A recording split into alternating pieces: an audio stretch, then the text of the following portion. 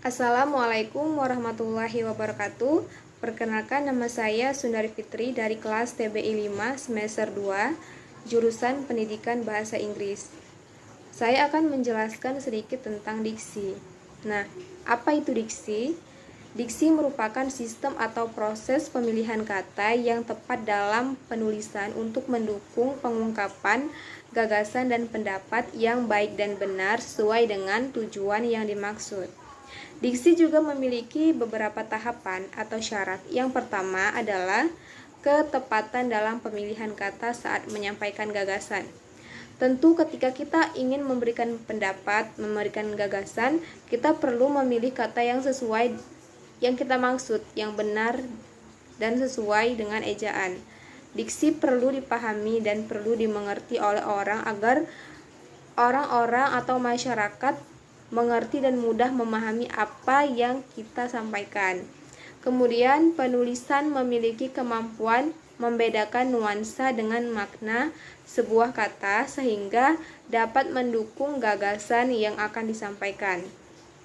Maksudnya adalah ketika kita memiliki kemampuan dalam menuansakan makna, pemilihan kata, kita mudah untuk membuat orang itu mengerti apa yang kita sampaikan melalui gagasan yang baik dan benar dari diksi tersebut.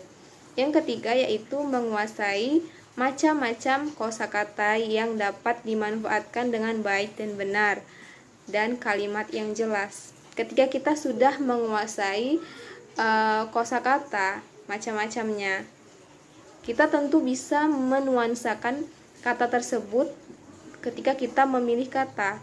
Dan tentu ketika kita memilih kata, kita tidak asal memilih, tetapi kita nuansakan sesuai dengan baik dan benar. Kemudian yang terakhir adalah efektif dan mudah dimengerti. Adapun syarat dari diksi, yang pertama adalah penggunaan dan pemilihan kata yang tepat dalam sebuah gagasan. Kemudian dapat dijadikan sebagai pedoman dalam membedakan nuansa, makna, serta bentuk yang sesuai dengan. Kemudian masyarakat dapat dan mudah mengetahui dan mengerti maksud dari gagasan kita. Kaidah kelompok kata juga memiliki kaidah, diksi juga memiliki kaidah. Yang pertama adalah tepat. Maksudnya tepat di sini merupakan pemilihan kata yang sesuai dan cocok dengan makna dan gagasan yang disampaikan. Misalnya makna dari kata lihat dan pandang memiliki makna yang sama, namun kita tidak bisa mengaplikasikannya dalam bentuk yang sama, kalimat yang sama. Nah, kita tahu bahwa kata lihat dan pandang memiliki makna yang sama. Namun, bisakah kita menyatukan mereka dalam kalimat yang sama? Tidak. Apakah kita bisa mengatakan pandangan pertama, tapi kita tidak bisa mengatakan lihatan pertama.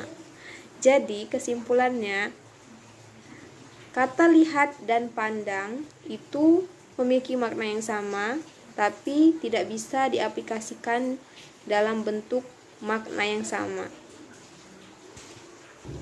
Itu adalah kaidah yang pertama, yaitu tepat. Kemudian yang kedua adalah saksama. Ini maksudnya merupakan pemilihan kata dan makna yang harus benar dan sesuai dengan apa yang ingin disampaikan. Contohnya seperti kita ambil contoh besar, kemudian raya, dan tinggi. Itu merupakan kata sifat.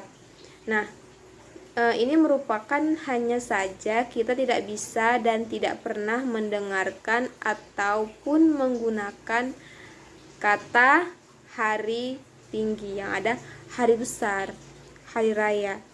Jadi kelihatan perbedaannya. Kemudian ada kaidah kelompok kata. Nah, ada beberapa kaidah kelompok kata. Yang pertama adalah denotasi. Nah, apa itu denotasi? Nah, makna kata yang sesuai dengan fakta yang ada. Biasanya pemilihan kata ini didukung oleh hasil observasi atau penelitian yang mendukung kata tersebut. Nah, maksudnya dalam kata yang sesuai, kita pemilihan kata yang tepat dan pemilihan kata yang didukung oleh hasil observasi. Kemudian yang kedua adalah konotasi. Apa itu konotasi? Kata yang memiliki makna yang tidak sesuai. Kata yang tidak memiliki makna yang sesuai dengan observasi atau kenyataan yang ada. Adapun secara singkat, makna konotasi adalah makna yang melawan fakta.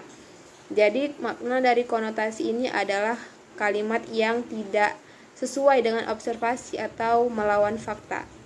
Kemudian, apa fungsi dari diksi? Kenapa kita harus menggunakannya? Kenapa kita harus mengerti dalam pemilihan diksi ini?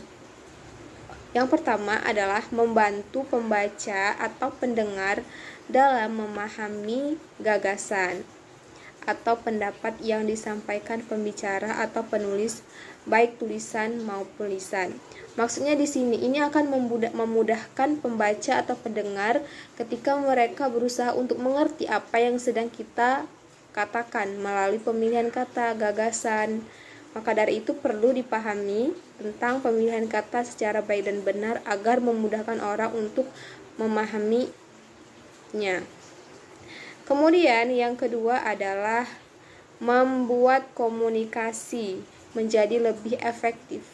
Ketika kita menggunakan bahasa atau berbicara kepada seseorang, tentu kita pasti harus memilih kata. Jadi ketika kita berbicara, kita perlu dan harus memilih kata itu bukan asal-asalan. Hanya orang-orang yang mampu yang bisa memilih kata yang baik dan benar. Dan itu juga akan memudahkan mereka dalam berkomunikasi. Kemudian yang terakhir yaitu mengembangkan ekspresi yang ada dalam gagasan secara verbal, tulisan, dan lisan. Itu berikut adalah fungsi-fungsi dari kaidah. Terima kasih, mungkin ini saja yang bisa saya sampaikan. Lebih dan kurangnya mohon maaf.